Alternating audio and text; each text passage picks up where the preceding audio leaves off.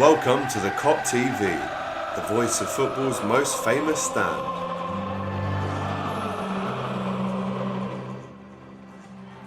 Hot Kopics! Hot Kopics. Hot Kopics! This is the start, by the way. Boss, let's go. Hot Kopics! We bet. Go on, say it again. Hot Kopics. We bet. Like, lads. Episode 11. Yes, We're getting through these, aren't we, bro? we're smashing through them, lad. We're going through them like the way Salah goes through 4 defenders week in, week out, and Not just half. obliterates them and make them look like wet wipes. Because he's boss. Yeah, he shines, isn't he? He's boss, lad. We'll move that He's out so there. heavy. He is very heavy. He's And the we'll best definitely player in the talk world. about him. He's easily the best Yeah, player in the world. we'll just talk. We'll just get it out the way now. He's fair boss. enough. Like, greatest. Before we talk more about Salah, we're talking about smashing it. Yeah. Smash a like. Smash a like, also smash a visit to Jürgen's if you so wish, and also for 20% off a bevy of your choice or drink if you're not going to drink alcohol, then just say Hot Kopics and then you will get yourself Hot Kopics! 20% off, people. Also, leave a comment down below, all the thoughts, all the Kopics, not topics, Kopics that we talk about in this video, and yeah, all that dandy stuff. Yeah, like Bye-bye. you said, we're in Jürgen's right now. We're going to be doing a lot more stuff in here, aren't we? Defo got. some We've ideas just had a little brainstorm of a few ideas we can get through in here. All I'm gonna say is stay tuned. How about that? Right, let's talk about Salah then. And Let's then we'll go. talk about some of the other results. Obviously, this game tomorrow night in the Champions League, and then United on Sunday. And we'll touch on some other bits and bobs. Of course. The Newcastle fan. Definitely want to talk about expressions as well. But let's start with Liverpool winning 5 Yes. against Watford. 2 games in a row. Yeah. 2 away games in a row where we've Yeah. scored 5 goals. We're the highest scorers in Europe right now. We haven't lost a game in the Premier League. We haven't lost a game in Europe. When you say highest scorers in Europe, do you mean in assumption. all competitions? It's an assumption, yeah. I'm just... Oh, you're guessing. Yeah. Because, well, we're the highest scorers in England. There's no question about that. Bayern Munich have scored a lot of goals in there. They've scored more goals in their league than we've scored in ours, but I don't know if that includes all competitions. If it is all comps, I'd like to know. Let us know in the comments. We're up if you there. know. We're up there. We must be in the top 3. I'm in the top teams league in Europe. We we're scored the best 20. league. We scored 22 in the Premier League, and I looked it up for the Atletico Madrid preview that I done on my channel, and I compared. We're going to talk about the Atletico Madrid game, but I compared our forwards to their forwards. So I'll talk about the amount of goals their forwards got when we get to the actual talking about them.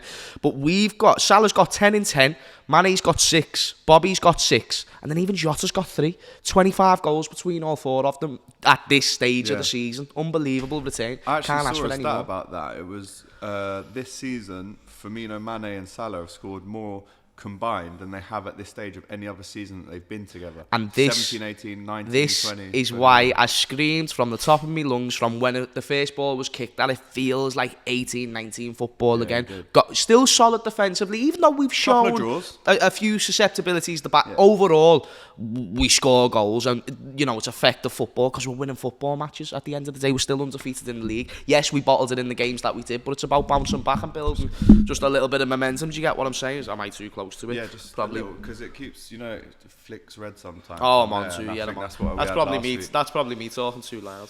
Yeah, we had a little problem last week, but we big up to you guys for bigging up the new set here. But yeah, that game, these 3 players that we have, we just haven't seen the end of this cycle, bro. And I was saying at the start of this season, I reckon this threesome we've got up front, it's still got another 2 or 3 years in it together. Well, people think because they've played together for a long time that they're finished. I disagree with that notion. I think they know each other more than any other front 3 in world football.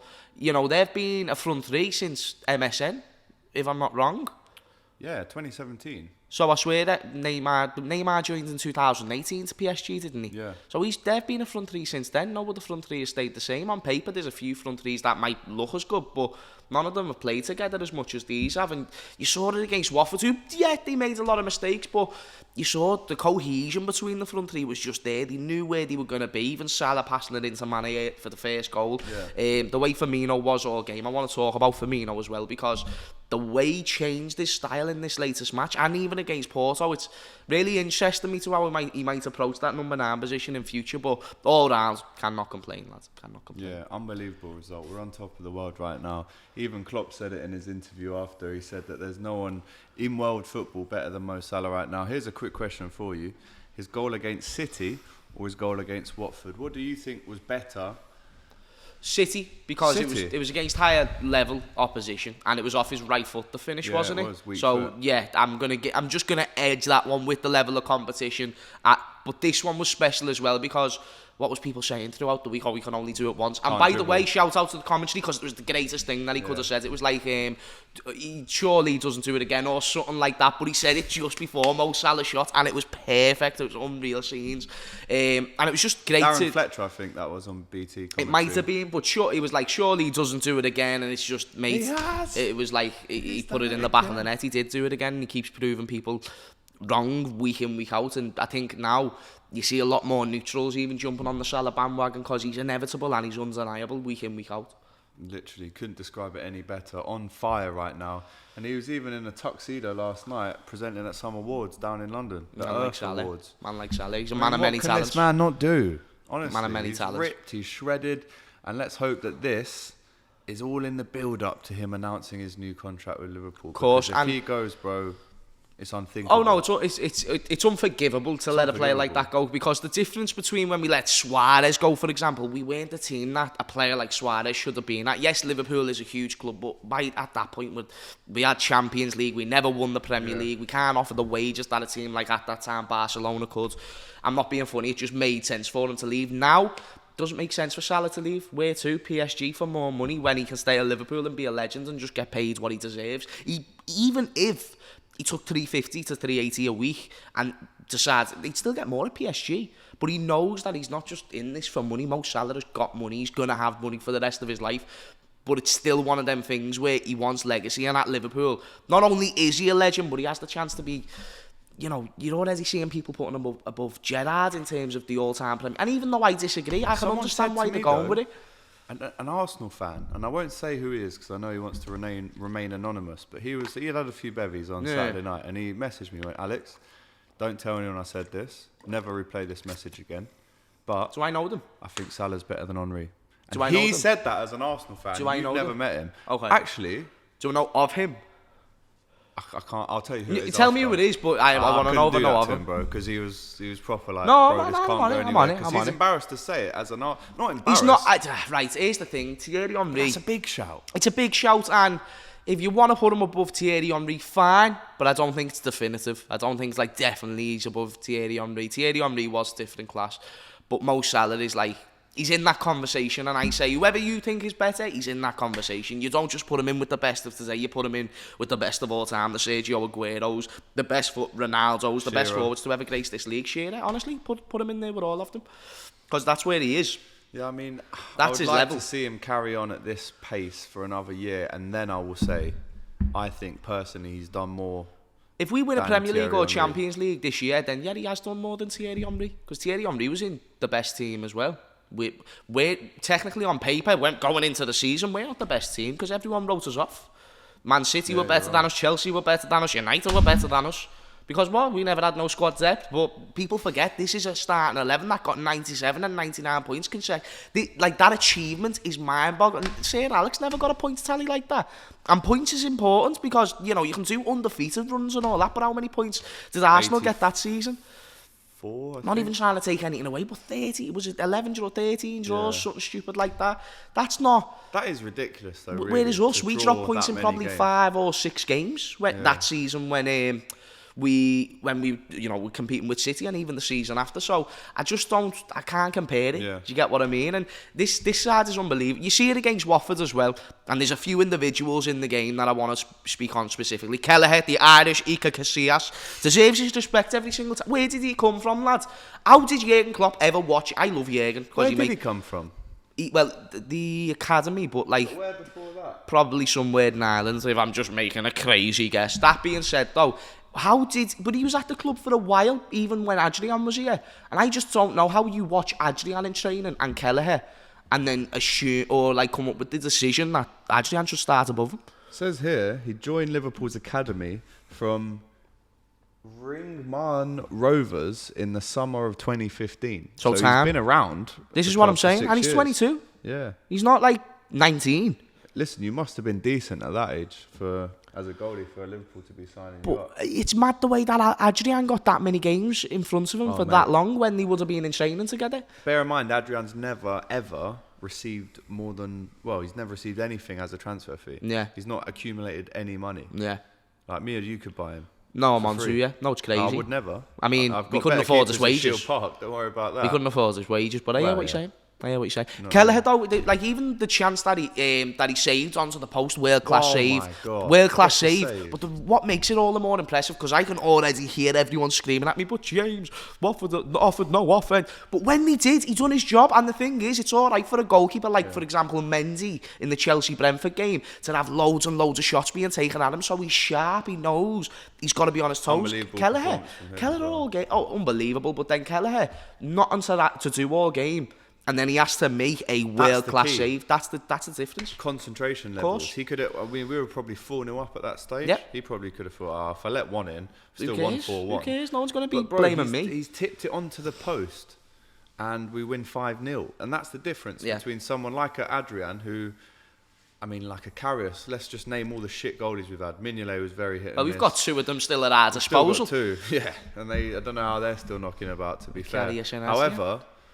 a keeper that concentrates for 90 minutes. And like you said, yes, they didn't offer much offensively, but when they did, he was there making the save. And that's all you can ask for your keeper. Mendy had 17 shots against him for Brentford. Exactly. And in many ways, that's impressive as well. The fact he never let no goals in, of course. I'm not even taking anything away, but he knows he has to be on his toes. He's like, right, the back line isn't doing the job right now, so I need to make sure I'm on form. Kelleher didn't have that issue. He had Van Dijk and Matip doing the business, and Watford were playing shit. Yeah. He has no reason to really stay concentrated. Like, stay concentrated to a level, but that's to make that save, that means it's like as if he was doing that all game. Kelleher was amazing. Another player I want to talk about, and I want to see if you agree with the way I've seen Bobby recently. So hear me out. Before this game against Watford, I thought Jota was the regular starter. When your number 9 gets a hat-trick, I don't know how you drop them. And on top of that, Bobby, to me, it looked like Salah was the one doing most of the creating against Watford, and Bobby was actually more of the goal poacher, which is something Bobby never does. He's someone it's the other way round. Salah will stay more forwards, and Bobby will drop all the way back in midfield, which is something that, even though I'm sure he's told to do, it pisses me off sometimes because he's out of position. He's not ready for when Salah or Mane's on the wings to put the ball in the box to someone. Whereas against Watford, even though they were all tap-ins, he was in the right position at the right time. In the right place. And it was a goal. And even look at his goals against Porto, goal poaching type of finishes. I'm not being funny or nothing. If Bobby Firmino adapts his game to where we've got the creativity of Mo Salah, we've got the creativity from our midfield, where he could just stay up front and try and bag them goals the way he has been. He's already got 5 in the last 2 games that he's played. I think that only extends his longevity at Liverpool. And maybe I'm just noticing this off 2 games and he hasn't changed the style of play at all. But that's kind of what I've seen. Well, listen, he's played 300 games for Liverpool, close to 100 goals in all comps. Yeah. Like, I love him so much, and I think it's almost gone from Salah and Mane there, Bobby here, and now it's almost gone like that. And Bobby's actually the one scoring, getting on the end of chances, keeper knocks it down, he's there to finish it. In 2017-18, Firmino scored 27 goals in all comps. I think 11 in the Champions League. So and he's already on 6 league goals.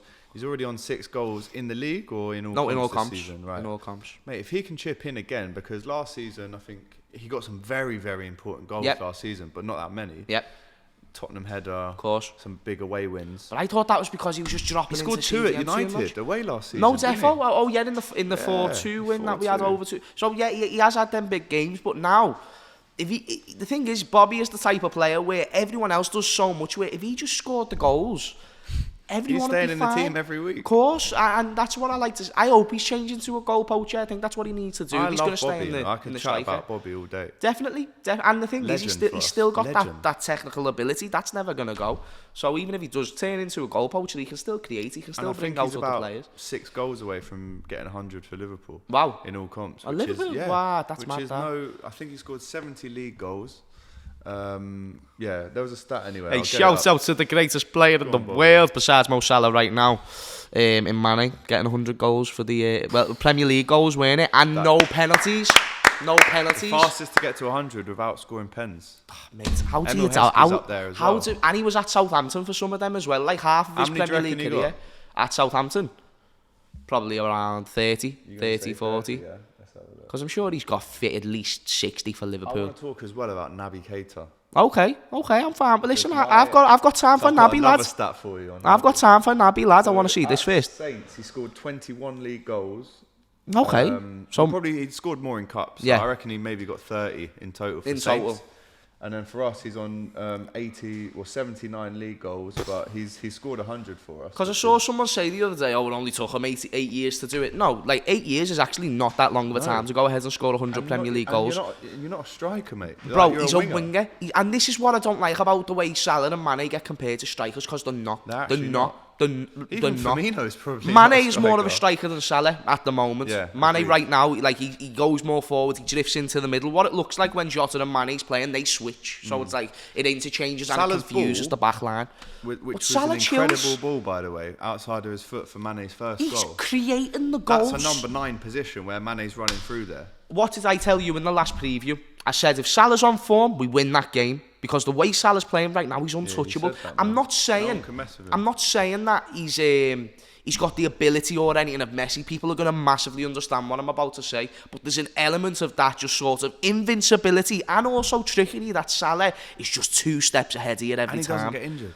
He doesn't get injured, and he's there week in, week out, and he's consistent with his numbers. If he has a bad performance, he's going to score. But this season, I don't think Salah's had a bad performance. Is there an argument as well to say Salah is more physically... Is he more of a physical presence than Messi? Like, I'm not being funny. You can't They're both judge tanks. anyone on their They're both torso. tanks, Take them but both you don't tops see... off. Listen, It's Salah over Messi. you don't see many people bodying Salah. You don't. But I'm talking about shredded muscles, cut. Messi's cut. Messi's cut. Messi's but- a lean, mean but cut put him machine. next to Messi. Put him next to Salah. Oh no, Salah's a beast. This is what I'm saying. No, bro. Salah is a tank, lad, and I wouldn't even look too much into that aspect, but you don't see Salah getting bodied off the ball, you see him Never that. creating, you see him Never tracking back, you see him scoring goals. Tell me one thing about that does not say a good attacker, and he's doing it in the best league in the world, which some people say Messi wouldn't, Benzema isn't, because La Liga isn't the same no more. True that. So- Lewandowski definitely not. Hey, Messi and is also Salah's the only one top of his league. Well, actually, Messi's at the top of his league, but Benzema isn't at the top of his, and Salah is. Oh no, Messi hasn't really contributed at all. That's to that, actually though. a lie, because we're not top of the league. It's Yeah, Chelsea, they're fucking knobheads. Chelsea. Fuck's sake, ruining Anyway, my point. one quick one about Naby Keita. I saw a stat about him. In his last 15 games for Liverpool, the stat said we've scored 48 and conceded 6. Okay, In his last 15 games for Liverpool, Okay. Naby Keita. that's good. I was happy to see him in that team. He had to start against Watford for With me. no Curtis, Had yes. to start that game. No doubt. I was watching it with Ruby and she said, maybe you should have started Ox instead of Keita. But No. when you actually deep it, bro, what he does like off the ball as well, and just pushing the lines up, Yeah. 10 yards, 10 yards, 10 yards, like a little dribble, he gets Yeah. around someone really easily. Yeah. He brings us up 10, 20. He creates space. People don't realise he creates space, and But he's difficult to tackle. No, yeah. Because he's small and he's got such a people centre don't of realise gravity. he's such a great technically gifted Yeah. player. You know, there's actually not many. He's up there, you know, not with the Thiagos and whatnot, but when it comes to technical ability and being able to, you know, ball control, he's up there with some of the soundest midfielders in the league, no doubt about it. He just hasn't had a chance to prove it. Give him a few games. Naby Keita was amazing at Leipzig, and I know that's the Bundesliga, but what he was doing in that team, he was a little bit of Kante, but he was also like a little bit of Genie. He was like just a little bit of everyone. He was like a ball retainer. He'd win the ball back. He'd go forward. Yeah. He was just box to box, and that's why I really hope it works out for Naby Keita, because I've never had an issue with him as a person or anything like that. I think his attitude has always been right. I just think he's been unlucky with injuries, but I do think he's a fucking quality player, lad. I would rather see Curtis play in future fixtures over Naby, if I could have it my way, because I'd like to see Curtis get more of a push and more first-team football to make him improve. I think his ceiling's higher than Naby's, but if Naby performs week in, week out, then best believe I'm going to change my mind, because that's all I care about, lad. That's it. No, he's really impressed me recently. Let's talk then about a big week that we've got coming up. Yes. This week especially. Atletico de Madrid away in the Champions League. We've got Sean at that one for us, sending through videos and whatnot. But we're playing these lads on Tuesday, and we definitely owe them a couple. We owe them a And then we're smack. playing We them owe them on a Sunday. smack. What? We're playing them on Sunday. Them. Yeah. And then Preston, this time in a week. So really big kind of 6 days. Who is going to start in this one? Because think about, I'll take you back, February 2020. We lose there 1-0. I was there. There's history to this fixture, you know, I was Alex. at that game. I want to make sure you give this fixture justice to the history that's added to it. Don't worry, I'm about... All right, let's take it further back then. 2008-9. We play them in the UEFA Champions League, home and away in the group stages. It's 2-1 all draws. Yes. Actually, 2-1 all draws. We then play them in the Europa League in 2010, and we lose in the semi-final. Yes. Diego Forlan scored at the Kop.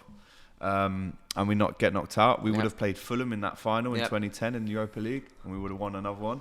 Anyway, no worries. And then we played them again in 2019-20 season. Let's not forget, we just won this bad boy at their stadium.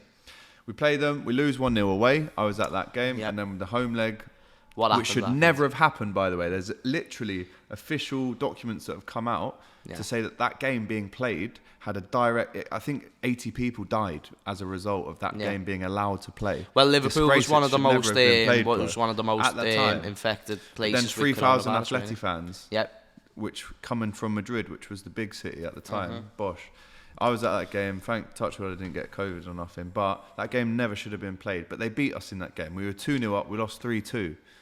That sets the tone for this one. It paints the picture that we owe these one. And let's not forget Suarez, Griezmann, Felix. Even Kelleher, who's been playing more than Felix. Carrasco. So I want to tell you something. We're talking about their individuals, so let's talk about it. In terms of style of playing, the way Atletico are going to play, in my opinion, you can look at them as a less good Chelsea. That's the way I see them. They're defensive first. Because when they played Chelsea, it was just like that. There we go. It was defensive first. They cared about just catching you on the break. And because they've got the quality up front, the manager, Simeone, is much more comfortable to go ahead and take that approach, especially against us, who, on form...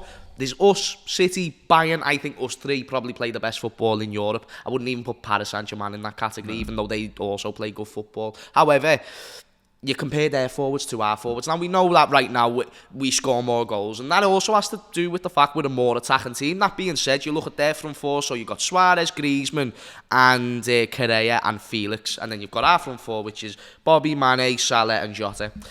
If you total their goals up, it's Suarez with 6 in 8. Griezmann's got 1 in 10. And Kelleher has got 3 in 10. So add all them up. That's like 11 goals. 10? No, 11. No, because Suarez with 6. Oh, yeah, 10. So, 10 goals for them. And Felix has scored none. Whereas you've got Salah, Mane and Firmino. Salah on 10, Mane on 16, Bobby on 16. So that's... Mane on 6, Firmino on 16. It's 6. What am I doing? Either way, 22 goals in total for them. Add Jota, 25. 10 goals, 25 goals. Yeah. We know we're going to have the more chances in this game. It's just about taking them. The hard thing about this one, they have arguably got the best goalkeeper in the world. And I say arguably because I still think it's Alisson, but Oblak is up there. Probably the most important player for their team, alongside Luis Suarez. Even you look the way Chelsea rely on Lukaku to get their goals. They rely on Luis Suarez's conversion rate because he's not going to get many chances. So they need to make sure if we can give you 2 good chances a game, you're definitely going to score at least 1 or 2. Yeah. So that's what they're relying on. So expect this, in my opinion. Expect us to play the better football. Expect us to have the more chances. Expect them to have few chances, but still possibly score 1. And that's just because of the quality they've got on the front ends of their pitch. But in terms of the way they play, we should have this game controlled. I feel like if we can nick a goal in the first half, I think we build on that. We don't really throw away leads these days. And there's something else to note as well. Their game against Bilbao was postponed at the weekend, so they've just beat Barcelona as well, haven't they? 2-0. Yeah, so they beat Barca, and then the international break happened, and then the Spanish league postponed their game and Real Madrid's game yesterday because of their international players being in Brazil. We still had to play. Our game was not postponed against Watford. We win 5-0. Alisson and Firmino go straight to Madrid. We meet them there today. So they're available for this game, they're available now. So they can play in this game tomorrow night. But let's not forget, they've had a lot more time, maybe even a week more than us, in terms of preparing for this game. I don't think it changes the way the game goes. I think we still have a lot of control. Is it quite a predictable kind of script, this one? I think in terms of the way it plays, you don't know what the score's going to be. Because, again, they can have a 5-minute spell, 10-minute spell where they have 3 chances and possibly score 2 goals. It's happened loads this season. And, you know, you've just said there, we don't really throw away leads. I disagree. Like, we throw away leads against City, Brentford. Like, even AC Milan, we threw away a lead and then thankfully just got it back. Do you get what I'm saying? We were 2-0 up and then it was 2-2. So we actually do have a tendency to throw it away. But if we stay composed, we'll win the game. Because overall, that's what it is. That's why I don't blame Jurgen Klopp for them type of results against Brentford and City. I blame the players because your edge dropped and you've made silly mistakes, silly errors. That can happen to any normal human being, but you can't blame the manager who, for the majority of the game, he's had you playing better than the opposition. So we'll see. But should we do a line-up prediction and then a score prediction? Let's go into it, yeah, man. Let's go. Right, Alisson in goal. Even though the Irish, because he has done his job, it's Alisson for me. It's the normal back 5 for me. I say it's Tsimikas above Robbo. Tsimikas? Yeah, hear me out. Tsimikas has been that good in the Liverpool shirt and also for his national team that I just think he deserves a chance. And if it gets to the summer and he's only played cup games, I don't think he's going to be happy. And I don't want him to go. And he won't improve if he doesn't exactly. So play let's just give him game time in a game that That's we. a good and shout, bro. I feel comfortable with Tsimikas. I wouldn't feel comfortable bringing in a Nico Williams for this game. I feel comfortable with Tsimikas. So that's the only change I'd make. But then Nico Williams got an assist at the weekend, by the way. I know. I really celebrated that massively. And when Bobby scored it, I was more talking about Nico Williams getting that assist. I was made up for him, lad. Tsimikas at left back, go on then. And then Matip and Verge, or would you play Konate and Gomez? I'm dropping Matip. Because even though he's been heavy, game. Yes, Yeah, and he's crisp legs, lad. Like, he breaks easy. How the fuck's he played this? No one's talking about the fact Matip hasn't got injured yet. Matip has literally been notorious with just getting injuries week in, week out. He'll play 3 games and then he's finished. But I still don't want just this run of games to be overplaying him, because you've got to remember remember when we dropped Virgil and kept Matip in the team? Yeah. He's basically played every week. So let's give one of our 2 backup great centre-backs a chance, in either Joe Gomez or Konate. I don't care who. With Verge. Yeah, and I think I'd probably edge Joe Gomez, but I'll be fine with Konate. And then Trent right back. Yes, because he's just got back from injury, so I'm not bothered about rotating. We need him to play. So it's Alisson, Trent, Gomez, Virgil, Tsimikas. For me, what would you agree? Would you change it? We'll do our own. I kind of thought differently, but then once I hear you and your reasons, I'm like, yeah, I fucking agree Mate, with gee, this, come on, man. Only if everyone else listens. It's the worst thing as well to keep Robertson and Matip fresh for Sunday. Exactly, because really. that's a big game as well. And we need them too for that. Definitely. So yeah, man, listen, I still think with that defence, there's no weak spots really still. Do you know what I mean? Of course. We're looking at facts this season. Tsimikas has just had an unbelievable international break. Yep. I haven't been disappointed with Gomez when he stepped up never. to the plate as well, so I'm happy to see. So there's our back 5. Let us know in the comments if you agree. In the midfield, obviously Fabinho comes back in. Course. Keita and Hendo? Yes. Yeah? Yes. I think you give Naby Keita more games. Just see what he can do. And then you don't drop Henderson, because I think his level-headedness will help us in this game. And then it's the 3 boys. And there's the 3 boys. The Kop fellas. You do not drop a man that's just had a hat-trick. I've been saying for weeks they've all that... scored in the last Even game. Mane... You don't drop Mane because you're not going to play Yeah. Jota left wing above Yeah. him. And then because I think Mane's been good. I think he's been good, not just in the past few games this season. Some people tried saying he was still shit after the Leeds game. I was like... I couldn't think of one game last year where Mane had 10 chances. I know that he never scored them against... Well, he scored 1 against Leeds. He had 10 shots against them and only scored 1. And a lot of them were great chances. Yeah. And that is poor, I hear that. But he's not even getting them chances last year. So he is getting better. And people are just going to think, because, like, I love Mane. No, he's the best option for the team right now. Yeah. But even Firmino, you don't drop a man who's just scored 2 in the Champions League and then 3 in the Prem. Just and don't you know what? it. Those 3 up front... I'd like to see as well how many games they've played together in the Champions League and how many goals they've all scored in the Champions League. Because 17-18, when we get to the final, I think they all score over 10. Yeah. Mane, Salah and Firmino. Imagine scoring... I mean, we still had other players who scored goals for us in that campaign. Imagine getting like 40 goals in the Champions League campaign. That's mental. Well, That's almost like what some...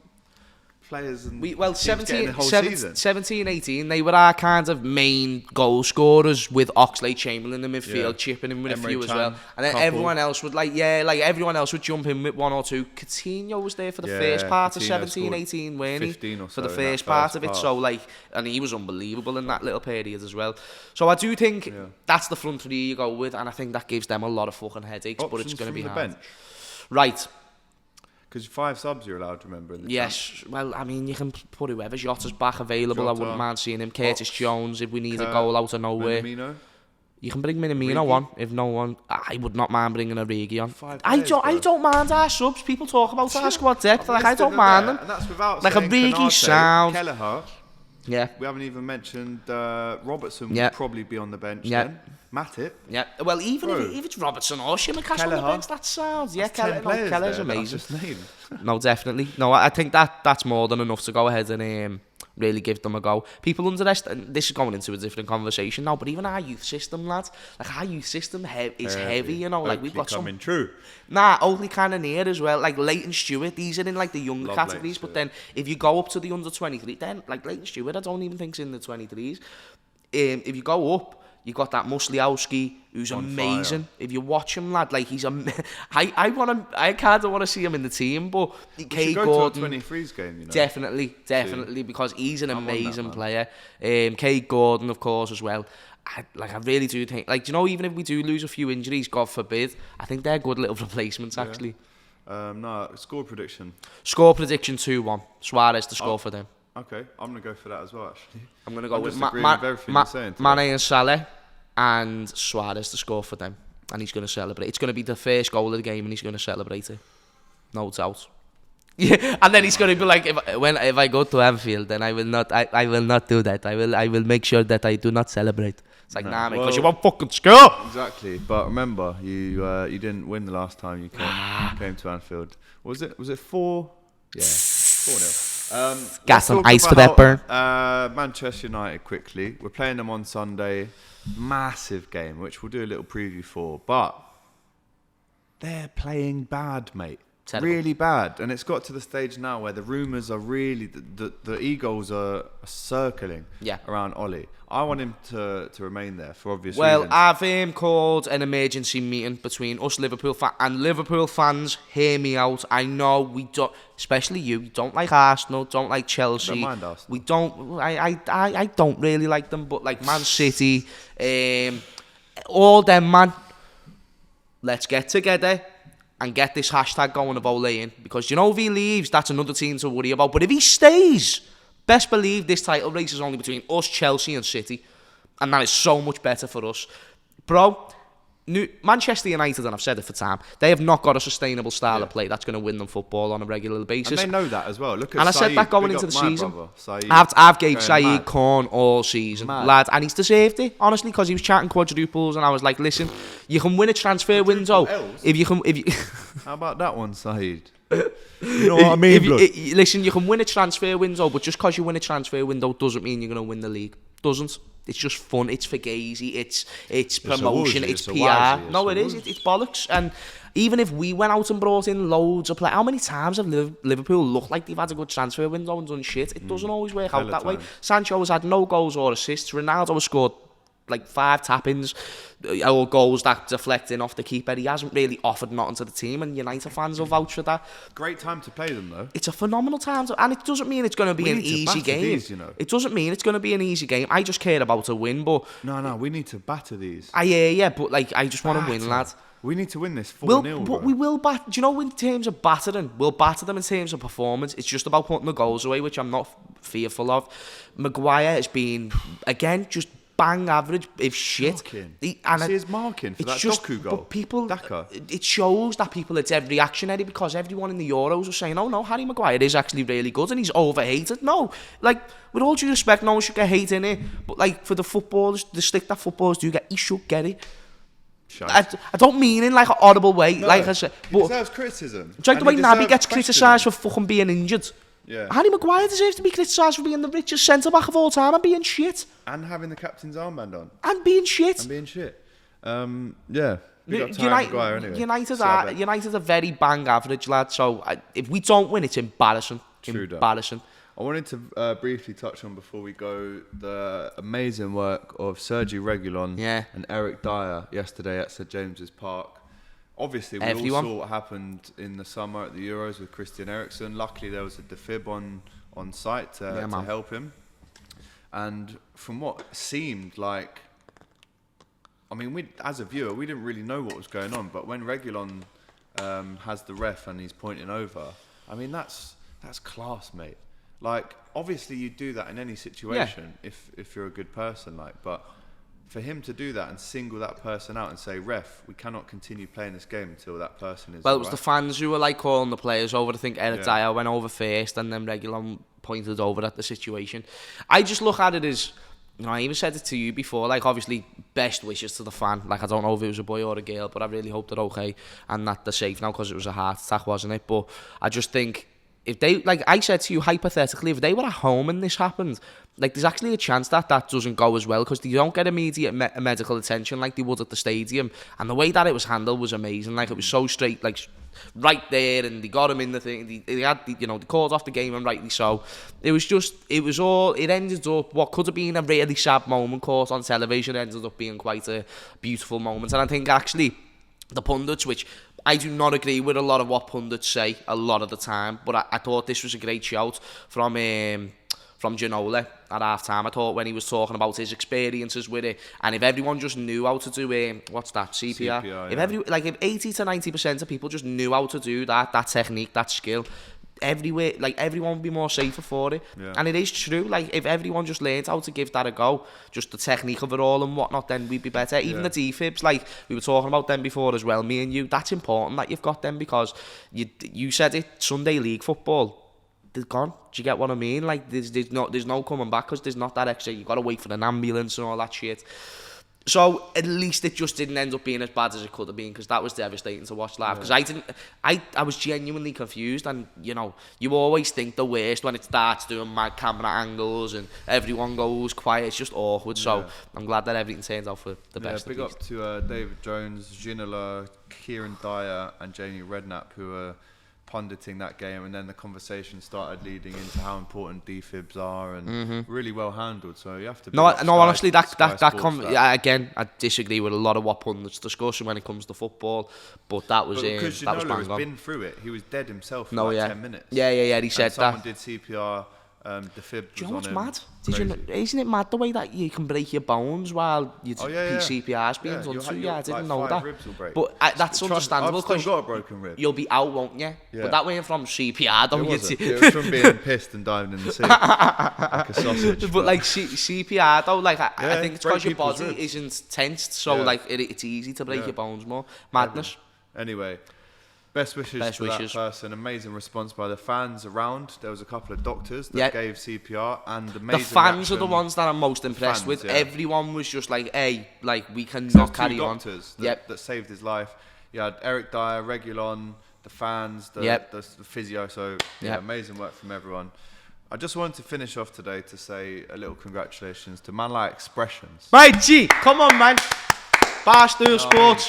Big steps. It was a matter of time. I feel like because we know him and we see what goes on behind the scenes. He deserves it, lads. He deserves. One, he deserves it, but two, I was waiting for something like this to be announced. He did, lads. You know, he's one of the best at what not only he does, but what we all do, and he brings an entertainment value that no one brings. No one. Like, even Stroops, who's amazing at what he does. Like, I think Expressions brings something completely different. Even though they're boys, like, everyone's great at their own thing. Stroops is great for his own reasons, because he was like the first one who really proper blew up. Do you know what I mean? He kind of opened the door for more people to see, and you see all the little kids saying, "I'm a blood clot." Yeah, like, that's massive. Do you know what I mean? Like, my fan cam, everyone's saying, like, that's a great thing in its own way. Expressions, though, he's someone who on a consistent basis, you can get all of his videos and to a new person, and any one of them videos will make that person laugh.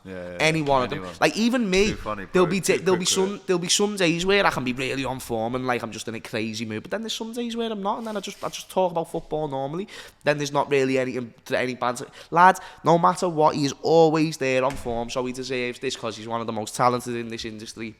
And I'm made up that he's got such a big move. Even Paddy the Baddy's signed with them now. Paddy the Baddy, Troops. So they're making some big deal, lads. That will be a fucking trio. Yes. A sick trio. Unbelievable, yeah. Big and up it's smart business from Barstool. And it's something that he's passionate about, the WWE thing. Yeah. You know, he's been Barstool are well connected with WWE as well. Yeah, so big up to X, man, my brother. He's always sending us both like really encouraging messages. I know how I'm not saying it to be big-headed, but I know how funny he knows I am. Because he's told me hella times. Yeah, I don't know about Well, that. no, he's pushing me. Going, "You're funny, bro." But it's a different sense of humour. He's onto it, though. He's sick, man. Yeah, big up X, my brother. Right. Hot Kopics episode 11. Oh, bam. The time that we're back here, next Monday, it'll be the day after the United game. So, like I said, massive week for Liverpool.